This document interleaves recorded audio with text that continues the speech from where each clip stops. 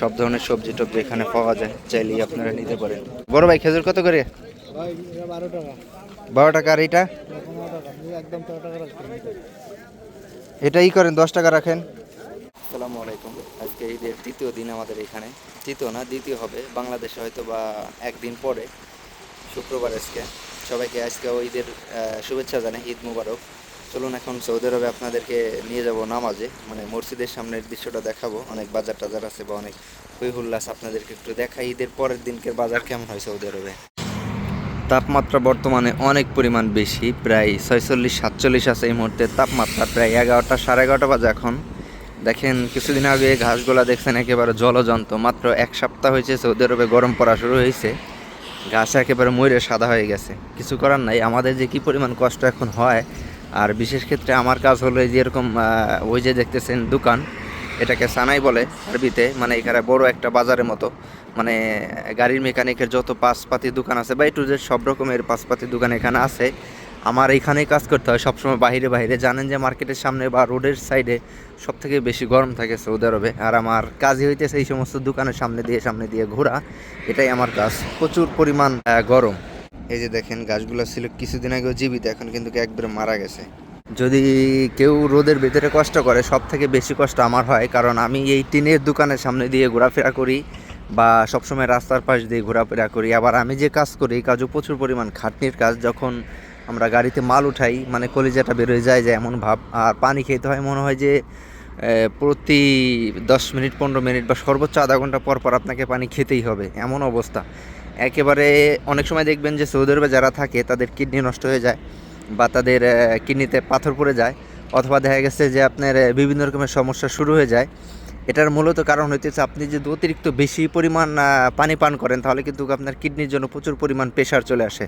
তা আমাদের যখন আমরা বাইরে কাজ করি, যখন 5-7 ঘন্টা বাইরে কাজ করি, মনে হয় 10 থেকে 15 লিটার পানি প্রতিদিন শুধুই 8-9 ঘন্টার ভিতরে আমাদের খাইতে হয়। আর বাকি সময় তো খাওয়া লাগেই, যার প্রয়োজনে দেখা গেছে কিডনিতে প্রচুর পরিমাণ প্রেশার পড়ে যায়।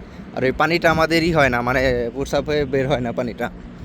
একটা গাড়ি আসতেছে, প্রস্রাব হয়ে বের হয় না। তাহলে এবার ভাবেন যে সম্পূর্ণ পানিটাই কিন্তু আপনার শরীরে এটা শোষণ করে নেয়। আর এই প্রয়োজনে কিডনির উপর অনেক বেশি প্রেশার পড়ে। যারা সৌদি আরবে নতুন আসতে চান, সবাইকে রেকমেন্ড করবো আসার জন্য যে আপনারা ডিসেম্বর অথবা জানুয়ারি কিংবা ফেব্রুয়ারি মাসে আসার ট্রাই করবেন। এতে কি হবে, যখন আপনি ফেব্রুয়ারি মাসে সৌদি আরবে আসবেন তখন কিন্তু রোজার মধ্যে পড়ে যাবেন। তখন আপনি রাত্রে কাজ করবেন, দিনে আপনার কাজ করতে হবে না। অনেকটাই শীতল থাকে তখন, বা শীত থাকে। একেবারে ডিসেম্বর থেকে আপনার জানুয়ারি ফেব্রুয়ারি মার্চ পর্যন্ত প্রায় শীত থাকে, এই 4 মাস। এর ভিতরে যখন আসবেন তখন আপনি বুঝতে পারবেন না যে সৌদি আরবে গরমটা কী জিনিস। কারণ আপনি যখন শীতের মধ্যে এসে রানিং অবস্থায় কাজ করতে থাকবেন, শরীর আস্তে আস্তে তাপমাত্রাটা আপনার মানে অ্যাডজাস্ট করে নেবে অনেকটাই, তখন আপনার জন্য স্বস্তি হবে। আর যদি আপনি এইরকম গরমের মধ্যে চলে আসেন সৌদি আরবে, তাহলে কিন্তু আপনার জন্য অনেক পরিমাণ বেশি কষ্টদায়ক হয়ে যাবে। কারণ এখন এসির মধ্যে থেকে রুমে থেকে বাইরে যখন আসলাম, মনে হলো বিশাল একটা গরমের ভিতরে আমি আসলাম। তা আপনি যখন বাংলাদেশ থেকে সৌদি আরব আসবেন, এয়ারপোর্ট থেকে যখন বাইরে বেরোবেন, তখন কিন্তু আপনার অবস্থা অনেক বেশি খারাপ হয়ে যাবে। এই জন্য ট্রাই করবেন এই টাইমে সৌদি আরব আসার জন্য। মনে হইতেছে লোকজন একটু কম, কারণ যেহেতু ঈদের ছুটিতে বিভিন্ন জায়গায় বিভিন্ন বাসায় অনেকে বেড়ানোর জন্য যায়। আমাদের বাসায় প্রায় 5-7 জন মানুষ আসছিল, 2 দিন বেড়ায়, 1 দিন বেড়ায় চলে গেছে। তা এই হলো পরিস্থিতি। আপনার একটু ঘোরাফেরা করা ট্রাই করবেন, এতে আপনাদের মন মানসিকতা অনেক ভালো থাকবে। আর এখানে বেশি ভিডিও করা যাবে না, অনেকে বেঁকা চোখে তাকায়, কারণ এই ভিডিও দেখতে পছন্দ করে না। ওই পাশে সবজির দোকান আছে বা সব কিছুই আছে। আর সব থেকে বড় কথা আমার হলো ভয় করে এখানে ভিডিও করা, কারণ এখানে সিভিল ড্রেসে যদি সিআইডি থাকে তাহলে কিন্তু অনেক পরিমাণ সমস্যা হয়ে যায়। জি, কারণ সিআইডিতে এদেরকে বিক্রি করার জন্য একটা মামলা দিবে, আর আমারও দেখা গেছে ভিডিও করার জন্য আরও বেশি কঠোর হিসেবে মামলা দিবে। সব ধরনের সবজি টবজি এখানে পাওয়া যায়, চাইলেই আপনারা নিতে পারেন। এই যে আমি দাম জিজ্ঞাসা করব না, কারণ প্রয়োজন নাই, তারা এখন ব্যস্ত আছে। এই দাম আপনারা অবশ্যই জানেন, আমার ভিডিও যারা নিয়মিত দেখেন। এবার আছে আপনার 2 টাকা থেকে শুরু করে প্রায় 5 টাকা 7 টাকার ভিতর টোটাল কাঁচা সবজির যত বাজার আছে সব বাজারগুলো আপনি এখানে পাবেন। আমার পুরাতন কাপড় চোপড়ও বিক্রি করা হয়, অনেকেই কিনে, কারণ এখানে কাজ করার জন্য কিনতে হয় বা কিনা লাগে। খেজুরের দামটা আপনাদেরকে জানে। বড় ভাই খেজুর কত করে? ভাই 12 টাকা। 12 টাকা। আর এটা? 15 টাকা। একদম 13 টাকা রাখবেন। এটাই করেন, 10 টাকা রাখেন। শুকরান। হইতো না? শুকরান একদম 13 টাকা, একদম আখের। 6 টাকা থেকে বড় ভাই চাইতে গেছে খেজুরের দাম একবারে 13 টাকা, কম হবে না 1 টাকা। মামা খেজুর 10 টাকা পেলাম, দিল না মামা। হ্যাঁ 13 টাকা করে একবারে দেখেন, 10 টাকা হইলে শুক্রান হইতো না। কত টাকা আছে হুজুর? 12 টাকা। এইগুলা কি 2 প্যাকেটে আছে? না স্যার, আরো আছে ভাই, লাও লাও লাও লাও লাও, কই মুশকিল নেই, 13 রিয়াল খায়। এই যে অনেকেই খেজুর কিনতেছে, এই যে বড় ভাই খেজুর বিক্রি করতেছে। যাই হোক, আপনাদেরকে দেখালাম 13 টাকা বাংলাদেশে কত টাকা আসে, 300 প্রায় 400 টাকার মতো আসে বর্তমানে। 1 কেজির মতো আছে না? 1 কেজি। একেবারে একদম ফ্রেশ, একদম ফ্রেশ খেজুর। যারা কিনতে চান নিতে পারেন, এগুলো 1-2 করে খাইলে শরীর অনেক ভালো হবে। দেখেন ভাই, 10 টাকা হইলে এবারে চান্স নেই। শুক্রান ভাই, শুক্রান। না 10 টাকা হইতো না। আমরা যেহেতু বাঙালি, সব কিছু একটু দামাদামি করে নেই। দেখেন, একজন মানুষের খেজুর নেয় নাই। যদি 10 টাকা দিয়ে দিত তাহলে কিন্তু ওখানে 5-6 প্যাকেট অলরেডি সাথে সাথে বিক্রি হয়ে যেত। আমার মনে হয় ওর 10 টাকা বিক্রি করলেও 2-1 টাকা করে লাভ থাকবে, বেচলো না। বেশি লাভের আশায় আপনার কোনো কিছুই হবে না, সীমিত টাকায় লাভ করতে হবে। কারণ এরকম খেজুর 10 টাকায় আপনারা বাকালা থেকে কেনা যাবে, মার্কেট থেকে কেনা যায়। উনি দিল না যে সব কাস্টমার চলে গেল। এই যে দেখেন, ওই যে খেজুর নিয়ে এখন দাঁড়ায় রয়েছে।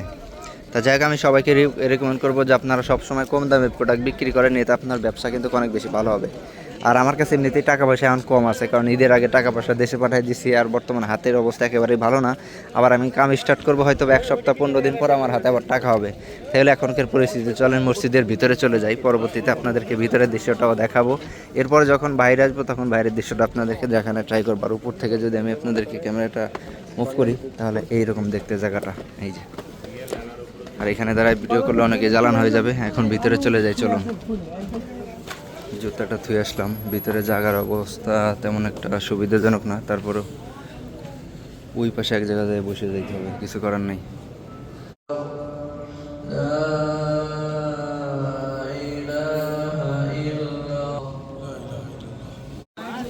অন্য দিনের চেয়ে লোকজন তুলনামূলক একটু কমই, যেটা ধারণা করছিলাম সেটাই হয়েছে। এই যে দেখেন, অন্য দিনে এখানে কিন্তু অনেক পরিমাণ বেশি লোকজন থাকে, আজকে কিন্তু ওরকম বেশি পরিমাণ লোকজন নাই।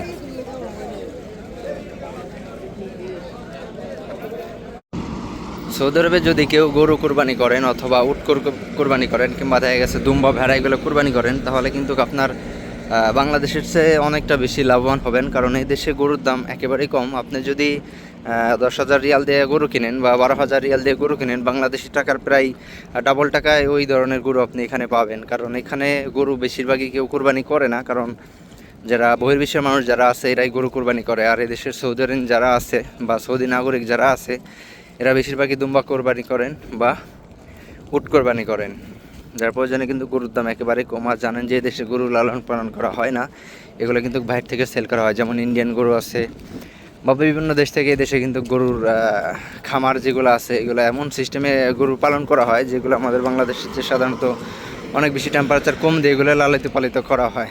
তা যদি কেউ কোরবানি করেন অনেকটা বেশি লাভবান হবেন। যেমন যদি আপনি 10,000 রিয়াল দিয়ে একটা গরু কিনেন, বাংলাদেশি টাকা প্রায় 3 লক্ষ টাকার মতো পড়ে, সেক্ষেত্রে আপনার ওই গরুর দাম বাংলাদেশে প্রায় আপনার বেশি দাম, অনেক বেশি দাম থাকে, প্রায় 4.5 লক্ষ 5 লক্ষ টাকা যে গরু বাংলাদেশে পাবেন, এইখানে কিন্তু আপনি 3 লক্ষ টাকায় তার চেয়ে বড় গরু পেয়ে যাবেন। বর্তমানে যদি আপনি সৌদি আরবের আকাশটা খেয়াল করেন, এক বিন্দু পরিমাণ কোনো মেঘ পাবেন না আকাশ। আমি আপনাদেরকে একটু সুন্দর করে দেখানোর ট্রাই করি, চতুর্থ সাইডটা একটু ঘুরায় দেখেন। একেবারে এক বিন্দু পরিমাণ কিন্তু আপনি কোনো ইয়ে পাবেন না আকাশে, এক বিন্দু মেঘ খুঁজে পাবেন না। এটা হলো সৌদি আরব। আর বর্তমানে কিন্তু বাংলাদেশে অনেক বেশি মেঘ হইতেছে, বৃষ্টি হইতেছে। কিছুদিন আগে আমি বলছিলাম যে তো হয়তো বা সৌদি আরবের বাংলাদেশের ওয়েদার চেঞ্জ হয়ে গেছে, উল্টাটা হয়েছে, কিন্তু আসলে হয় নাই। কারণ সৌদি আরব সেই গরমই রয়ে গেছে। বাংলাদেশে আলহামদুলিল্লাহ এখন একদিন গরম থাকলে 2 দিন বৃষ্টি নামে। আসলে আমাদের বাংলাদেশে বসবাস করে যে পরিমাণ শান্তি, মনে হয় না পৃথিবীর অন্য কোনো রাষ্ট্রে এত পরিমাণ শান্তি আছে। কারণ একই তো আমাদের মাতৃভূমি, আর যার যার কাছে মাতৃভূমির দেশ হইতেছে তার তার কাছে প্রাণ। তুলনামূলক অনেক পরিমাণ বেশি গরম বর্তমানে সৌদি আরব। মানে আপনি ভাবেন যে আপনার 47-48 যদি তাপমাত্রা থাকে, আর তারপরে মরুভূমির দেশে কি পরিমাণ গরম আপনার কাছে অনুভূতি হবে। তবে গরম হইলেও একটা বিষয় অনেক ভালো, যে সৌদি আরবে আপনার গা গতর ঘামায় যায় না। বাংলাদেশে যেমন চিমসে গরম থাকে, সৌদি আরবে কিন্তু এরকম চিমসে গরম একেবারেই কম। আর যদি এরকম চিমসে গরম পড়তো তাহলে কিন্তু সৌদি আরব মানুষ বাঁচতে পারতো না। তো যাই একটু দৌড় দিতে হবে আমার, কারণ যদি এরকম চিমসে গরম পড়তো সৌদি আরবে মানুষ বাঁচতে পারতো না গরমে। আলহামদুলিল্লাহ চিমসে গরম নাই। যতটাই গরম থাক কিন্তু ঠান্ডা থাকে, বাতাস থাকে সৌদি আরবে অনেক বেশি। তা যাই হোক, আশা করি ভিডিওটা সবার কাছে ভালো লাগছে।